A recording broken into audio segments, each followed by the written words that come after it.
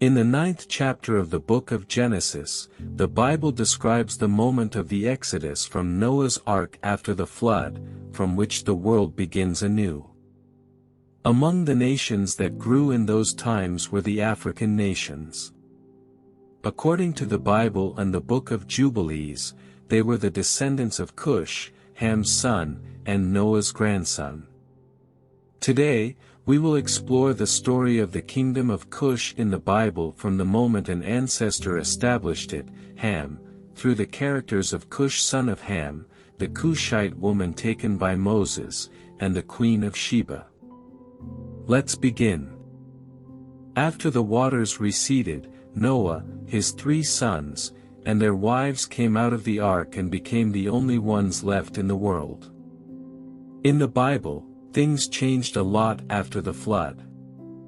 When Noah came out of the ark, he blessed his sons to have many descendants. One moment before the event that forever changed the future. This is the moment when Ham found his father naked in the tent. When Noah plowed the vineyard, he made wine and got drunk, went into his tent, and lay down. Ham, his middle son, saw his father naked and ran to tell his 2 brothers. In response to this, Noah gives a blessing to Shem and Japheth and curses Ham and Canaan. The meaning of the name Ham, in Hebrew, Aramaic, and other ancient languages, is burnt or dark, emphasizing the dark skin tone of his descendants. The Bible records the rich history of black and African peoples and refers to their origins as Noah's son, Ham. It is important to mention that the curse fell on Canaan, and not on the other sons of Ham. Therefore, no interpretation indicates a curse that exists in all African nations. Ham, an ancestor of African and South Indian peoples, lived a long life. While the Bible does not state Ham's age, it is assumed that he lived around 600 years, like his brother. The location of Ham's tomb remains unclear, but some theories point to Ethiopia, Nubia, Mesopotamia, or even Egypt. The Book of Jubilees offers more details about Ham's later years, Noah's family, and the conflicts between Ham's descendants over land in Africa. The book details the disapproval of Ham to Canaan to be settled in the land of Shem, now Israel. Canaan, despite the objections of his father Ham and the brothers Egypt and Cush, defied them and remained in the land. According to the Book of Jubilees, Shem, the son of Noah, inherited the entire promised land of Israel from the Euphrates to the Red Sea, while the book of Genesis describes how Abraham was commanded by God to reach the promised land, as known as Canaan, that was conquered by force, and therefore God cursed them. The Book of Jubilees goes beyond and contradicts what appears in the list of nations. And the borders of Canaan reached from Sidon toward Gerar as far as Gaza, and then toward Sodom, Gomorrah, Admah and Zeboim, as far as Lasha. Genesis 10 verse 19. According to these scriptures, the land of Canaan was assigned to the son of Ham, Canaan. But on the other hand, when God divided the land between Noah's 3 sons, Noah forbade his sons to enter each other's territory. The 7 nations entered the land of Canaan and violated its prohibition. Therefore, God commanded, "Completely destroy them, the Hittites, Amorites, Canaanites, Perizzites, Hivites and Jebusites, as the Lord your God has commanded you." Deuteronomy 20 verse 17. It turns out that the story of the curse is the source that describes the spread of man in the Middle East region. A list of nations is given in the book of Genesis chapter 10 and is known as the Tables of the Nations. The table mentions Cush, which is often referred to as an African location. He is the eldest son of Ham son of Noah, who was born after the flood. The land of Cush was named after him. and he is the father of Nimrod. The sons of Ham, Kush, Egypt, Put and Canaan, the sons of Kush, Sheba, Havilah, Sabta, Rama and Sabteka, the sons of Rama, Sheba and Dedan. Kush was the father of Nimrod, who became a mighty warrior on the earth. Genesis 10 verses 6-8. As the firstborn son of Ham and the grandson of Noah, he played an important role in human history after the flood. Cush's descendants founded several kingdoms and nations across the ancient Near East and Africa. He is mentioned many times together with Egypt. Those who trusted in Cush and boasted in Egypt will be dismayed and put to shame. Isaiah 20 verse 5.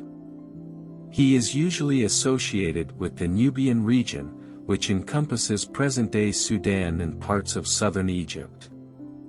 This description is supported by different verses in the Bible that describe the Cushites as having dark skin, for example, in the book of Jeremiah. Can an Ethiopian change his skin or a leopard its spots? Neither can you do good who are accustomed to doing evil. Jeremiah 13 verse 23. As we have already mentioned, Cush was the father of Nimrod, who founded several cities and kingdoms, including Babylon and Nineveh. These cities would later become important players in biblical history, especially as they interacted with the nation of Israel. The ancient kingdom of Cush developed along the banks of the Nile south of Egypt. The Cushites peoples had connections with the Egyptians. The Kushite and Egyptian empires were historically closely related, although the kingdom fell over the years to Egyptian control, but there were times when the Kushite empire conquered Egypt and ruled over them. Then the Lord said, "Just as my servant Isaiah has gone stripped and barefoot for 3 years, as a sign and portent against Egypt and Cush, so the king of Assyria will lead away stripped and barefoot the Egyptian captives and Cushite exiles, young and old, with buttocks bared, to Egypt's shame. Those who trusted in Cush and boasted in Egypt will be dismayed and put to shame." Isaiah 20 verses 3-5. According to the Bible, Moses' wife was also a Cushite. Miriam and Aaron began to talk against Moses because of his Cushite wife, for he had married a Cushite. Numbers 12:1. Therefore, there are 2 interpretations as to who this woman is. In the first interpretation, Zipporah, a Midianite daughter of Jethro, was the mother of the 2 sons born to her, and Moses was a Cushite by being a Midianite and lived in deserts near the kingdoms of Cush. Another interpretation is that the Cushite woman is another woman that Moses married while Zipporah was staying with her father Jethro. Hence, this may be another Cushite woman. The Cushite people ruled the Babylonian Empire for about 400 years, in the years 1600 to 1200 BC, which also included the time of the Exodus from Egypt. Cushites' messengers and merchants came to Egypt frequently, and marriages within the framework of cooperation between the Egyptian kings and the Cushite kings were also a familiar event. It is also possible that Moses married a Cushite woman as part of such a collaboration. Among the figures mentioned in the Bible is the Queen of Sheba, who is not referred to by name but by her title. She isn't mentioned as a Cushite, but was defined as such because of a region in the kingdom that was recognized as the place where the kingdoms of Cush are located. She reigned over the ancient kingdom of Sheba, which is often associated with the kingdom of Saba, which ruled northern Ethiopia and Yemen.